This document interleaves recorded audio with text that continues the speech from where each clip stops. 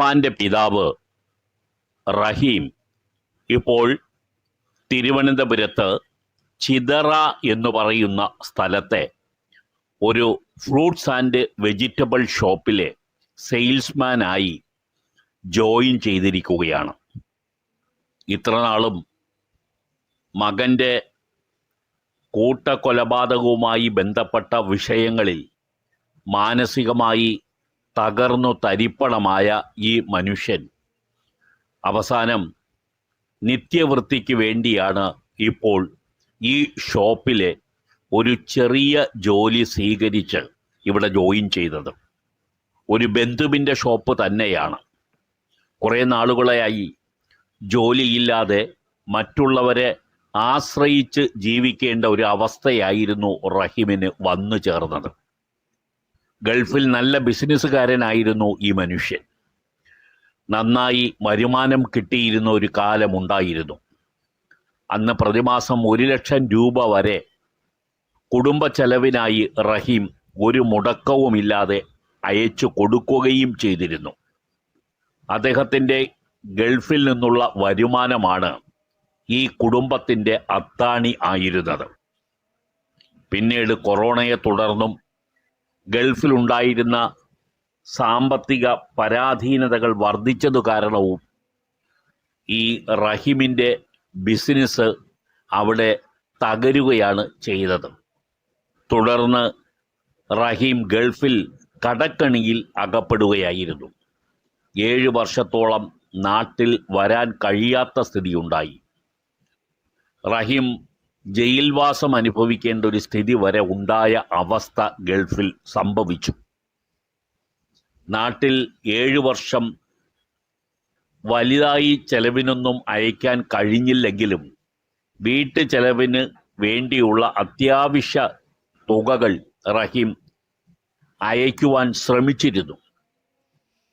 പിന്നീട് മകൻ്റെ ഈ കൊലപാതക പരമ്പരയെ അറിഞ്ഞതിനെ തുടർന്ന് നാട്ടിൽ മറ്റുള്ളവരുടെ സഹായത്തോടു കൂടി എത്തുകയായിരുന്നു.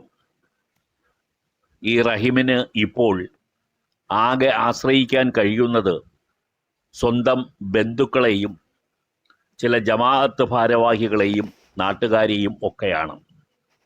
ബന്ധുക്കൾ റഹീമിനെ ചേർത്ത് പിടിച്ചിട്ടുണ്ട്. പക്ഷേ ഈ ബന്ധുക്കളൊക്കെ ആദ്യം ഈ കുടുംബത്തിന് തന്നെ ഇനി ഒരിക്കലും ഉൾക്കൊള്ളാൻ കഴിയില്ല എന്ന തീരുമാനത്തിൽ എത്തിയിരുന്നു.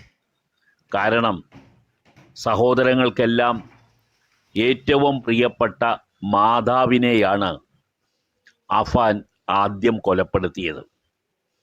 തുടർന്ന് കുഞ്ഞനുജനെയും കൊലപ്പെടുത്തി. ആ കുടുംബത്തിൽ പിതാവിൻ്റെ മരണശേഷം കാരണവ സ്ഥാനത്തുണ്ടായിരുന്ന ലത്തീഫ് എന്ന് പറയുന്ന വ്യക്തിയെയും അദ്ദേഹത്തിൻ്റെ ഭാര്യയെയും കൊലപ്പെടുത്തി. ഇതിനെ തുടർന്ന് ആ കുടുംബം മുഴുവൻ ശരിക്കും അഫാന് മാത്രമല്ല റഹീമിൻ്റെയും ഭാര്യ ഷെമിയുടെയും ബന്ധത്തിൽ നിന്നും പതിയെ പിൻവാങ്ങാൻ തന്നെയായിരുന്നു നീങ്ങിയിരുന്നത്. പക്ഷേ നിരപരാധിയായ റഹീമിൻ്റെ അവസ്ഥ അവർക്ക് തള്ളിക്കളയാൻ കഴിയുമായിരുന്നില്ല. നാളിതുവരെ ഗൾഫിൽ നിന്നെത്തിയതിനു ശേഷമുള്ള സഹായങ്ങൾ മുഴുവൻ റഹീമിന് ചെയ്തത് ഈ കുടുംബമായിരുന്നു.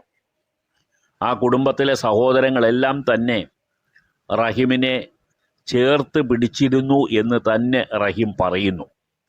ആ ചേർത്ത് പിടിക്കൽ ഇപ്പോഴും തുടരുകയാണ്.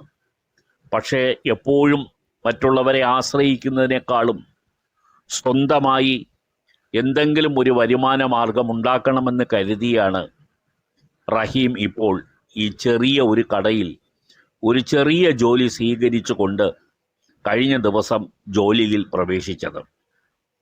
സ്വന്തം ബന്ധു വളരെ സ്നേഹത്തോടും സൗഹൃദത്തോടും കൂടി തന്നെ ഒരു ജോലിക്കാരനായിട്ടല്ല, മറിച്ച് ആ കടയിൽ തൻ്റെ ഒരു സഹപ്രവർത്തകനായി തന്നെ കരുതുന്നു എന്നാണ് റഹീം പറയുന്നത്. റഹീമിന് പൂർണ്ണ സന്തോഷമൊന്നും ലഭിച്ചിട്ടില്ല. എത്രയോ നാളുകളായി ഗൾഫിലെ ബിസിനസ്സിൻ്റെ തകർച്ചയെ തുടർന്ന് ആ മനുഷ്യൻ മാനസികവും ശാരീരികവുമായി തന്നെ തളർന്നു പോയിരുന്നു. ഒരിക്കൽ ബിസിനസ് തിരിച്ചു പിടിക്കാമെന്നും പൂർവ്വസ്ഥിതിയിലേക്ക് മടങ്ങാമെന്നുമൊക്കെ റഹീം കരുതിയിരുന്നു, സ്വപ്നം കണ്ടിരുന്നു. അതിനുവേണ്ടി റഹീം പല പ്രവർത്തികളും നടത്തിക്കൊണ്ടിരിക്കുകയുമായിരുന്നു. അതിനിടയിലാണ് മകൻ ഈ ക്രൂരകൃത്യം തൻ്റെ കുടുംബത്തിൽ ചെയ്തു വച്ചത്. അത് റഹീമിന് താങ്ങാൻ കഴിയുമായിരുന്നതല്ല. എല്ലാമായ തൻ്റെ ഉമ്മയെയാണ് തൻ്റെ മകൻ ഇല്ലാതാക്കിയത്. തൻ്റെ പിതാവിന് തുല്യം സ്നേഹിച്ചിരുന്ന ലത്തീഫ് എന്ന് പറയുന്ന മൂത്ത സഹോദരനെയും ഭാര്യയെയുമാണ് മകൻ ഇല്ലാതാക്കിയത്. തൻ്റെ ഇളയ മകനെ പോലും മകൻ ഈ ഭൂമിയിൽ നിന്നും തിരിച്ചയച്ചു കളഞ്ഞു. റഹീമിന് താങ്ങാൻ കഴിയുന്നതിനപ്പുറമായിരുന്നു ഇതെല്ലാം. അതുകൊണ്ട് തന്നെ റഹീമിനെ സംബന്ധിച്ചിടത്തോളം എല്ലാം നഷ്ടപ്പെട്ട ഒരു മനുഷ്യൻ്റെ അവസ്ഥയാണ്. ഭാര്യ ഒരു ക്യാൻസർ രോഗിയാണ്. അവർ ഈ അഫാൻ ചെയ്ത കൊലപാതക ശ്രമത്തിനെ തുടർന്ന് ശാരീരികവും മാനസികവുമായി ഏറ്റ ആഘാതത്തിനെ തുടർന്ന് ആശുപത്രിയിൽ എത്രയോ ദിവസങ്ങളോളം ചികിത്സയിലായിരുന്നു. ആ ചികിത്സ ഇപ്പോൾ വീട്ടിൽ തുടരുന്നുണ്ട്.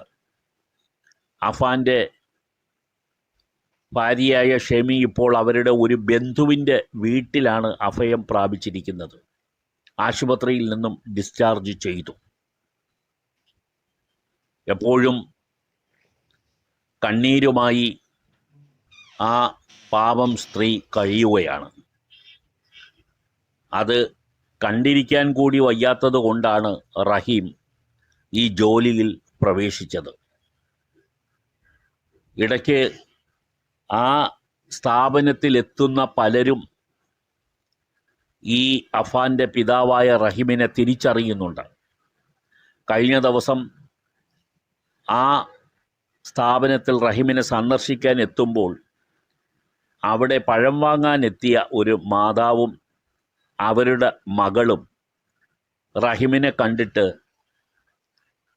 പറയുകയായിരുന്നു, അഫാൻ്റെ പിതാവിനെ പോലിരിക്കുന്നു നിങ്ങളെന്ന്.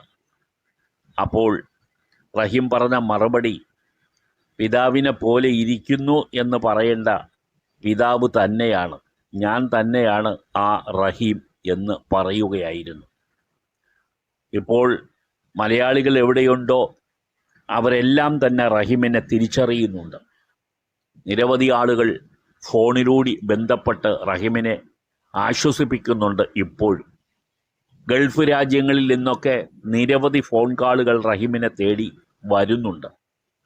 റഹീം മാനസികമായി തകരരുതെന്നും പിടിച്ചു നിൽക്കണമെന്നും മകനെ മാപ്പ് കൊടുക്കണമെന്നും മകനെ കാണാൻ പോകണമെന്നും ഒക്കെയാണ് അവരെല്ലാം റഹീമിനോട് വിളിച്ചു പറഞ്ഞുകൊണ്ടിരിക്കുന്നത്. ആ സ്ഥാപനത്തിൽ സന്ദർശിക്കുന്ന സമയത്ത് തന്നെ റഹീമിന് നിരവധി ആളുകളുടെ ഫോൺ കോളുകൾ ഇത്തരത്തിൽ വരുന്നത് ശ്രദ്ധിച്ചു. പക്ഷേ റഹീം എന്താണ് തീരുമാനമെടുത്തത്, അതിനെക്കുറിച്ച് അടുത്ത എപ്പിസോഡിൽ വിവരിക്കുന്നുണ്ട്.